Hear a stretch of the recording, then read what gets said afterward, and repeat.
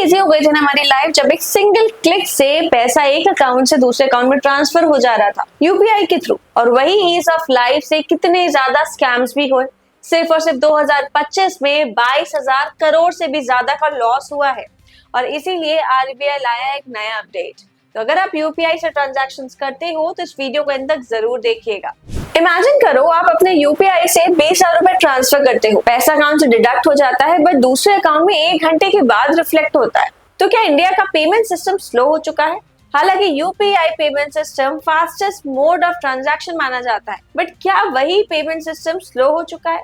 जी नहीं, बिल्कुल भी नहीं। आरबीआई का एक नया प्रपोजल आया है जहां पे आपको स्कैम से बचाने के लिए आरबीआई ने एक नया अपडेट निकाला है कि यूपीआई से जो भी ट्रांजैक्शंस करेंगे 10,000 रुपए के ऊपर, वहां पे 1 घंटे का डिले होगा। अब आप सोच रहे होंगे ऐसा क्यों? क्योंकि इंडिया में स्कैम काफी ज्यादा बढ़ चुके हैं। सिर्फ 2025 में ही 22,000 करोड़ से भी ज्यादा के लॉसेस हुए हैं आप सब कॉमन पब्लिक को।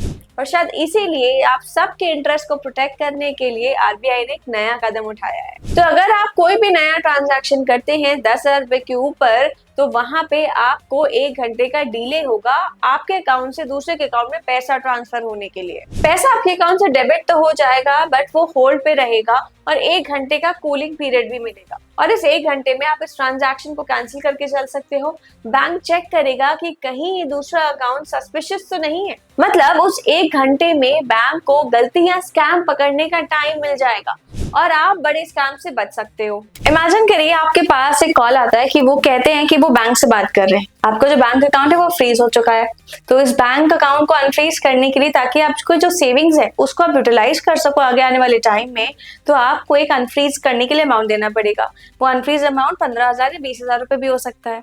आप पैनिक में आ जाते हो और पैनिक में आप वो पेमेंट कर भी देते हो, क्योंकि आपको जो रिमेनिंग अमाउंट है आपके बैंक अकाउंट में उसका डर लगा रहता है।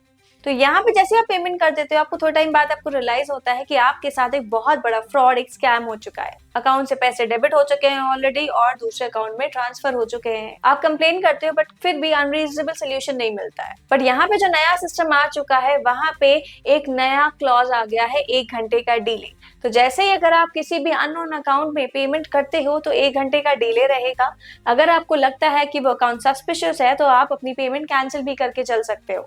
और इस अपडेट के कुछ फीचर्स भी हैं। सबसे पहला फीचर है इसका व्हाइट लिस्टिंग सिस्टम का। अगर आपको ये लग रहा है कि आप अपने नियर एंड डियर वंस को भी इंस्टेंट पैसा नहीं भेज पाओगे, तो यहाँ पे एक व्हाइट लिस्टिंग फीचर है। आप उस पर्सन के अकाउंट को व्हाइट लिस्ट कर सकते हैं जिनको आपको इंस्टेंट पेमेंट भेजनी है। तो 1 घंटे का जो डिले है वो स्किप हो सकता है। अब जो दूसरा फीचर है वो है किल स्विच का। तो एक ही बटन में आपके यूपीआई, नेट बैंकिंग और कार्ड्स सब कुछ ब्लॉक हो सकते हैं, सब कुछ एक ही टाइम में बंद हो सकते हैं। और अगर आपको फ्रॉड का डर हो तो अकाउंट फ्रीज भी हो सकता है। अब थर्ड फीचर है हमारे सीनियर सिटीजन्स के लिए। तो सीनियर सिटीजन्स के लिए जो फीचर आया है उनके पैसे को प्रोटेक्ट करने के लिए है। तो 50,000 के ऊपर कोई भी सीनियर सिटीजन अगर ट्रांजैक्शन करते हैं तो उनको एक ट्रस्टेड पर्सन का अप्रूवल देना पड़ेगा। जैसे 2 फैक्टर ऑथेंटिकेशन होता है ना, वैसे ही 2 पर्सन ऑथेंटिकेशन भी आ गया है फॉर सीनियर सिटीजन्स। तो यहाँ पे सीनियर सिटीजन के अकाउंट से अगर 50,000 का ट्रांजैक्शन हो रहा है तो एक ट्रस्टेड पर्सन अप्रूवल देगा, तभी वो ट्रांजैक्शन कंप्लीट होगा। तो इस सिस्टम से काफी फायदे भी है, नुकसान भी है। फायदा सबसे बड़ा, आपने जो पेमेंट करी है उसको कैंसिल करने का टाइम मिल सकता है, तो बेटर कंट्रोल आपके हाथ में आ सकता है। और जो आपके अर्जेंट ट्रांजैक्शंस हैं उसमें चेंज आएगा और आपका जो यूजर एक्सपीरियंस है उसमें भी थोड़ा बहुत चेंज आएगा। बट यहाँ पे सबसे इंपॉर्टेंट है कि आपका पैसा सेफ रहे, सिक्योर रहे और आप ही के पास रहे। पर ध्यान रहे, ये एक फाइनल रूल नहीं है। अभी आरबीआई इस पे एक फाइनल प्रपोजल लाना बाकी है। आप क्या चूज करने वाले हो, इंस्टेंट पेमेंट या फिर एक सिक्योर पेमेंट? कमेंट्स में जरूर बताइएगा। और अगर ये वीडियो पसंद आया तो लाइक करें, सब्सक्राइब करें, अपने दोस्तों के साथ जरूर से जरूर शेयर करें ताकि उनको भी ये नॉलेज मिल पाए। तो मिलेंगे नेक्स्ट वीडियो में कुछ नए अपडेट्स के साथ। तब तक बने रहेगा हमारे साथ।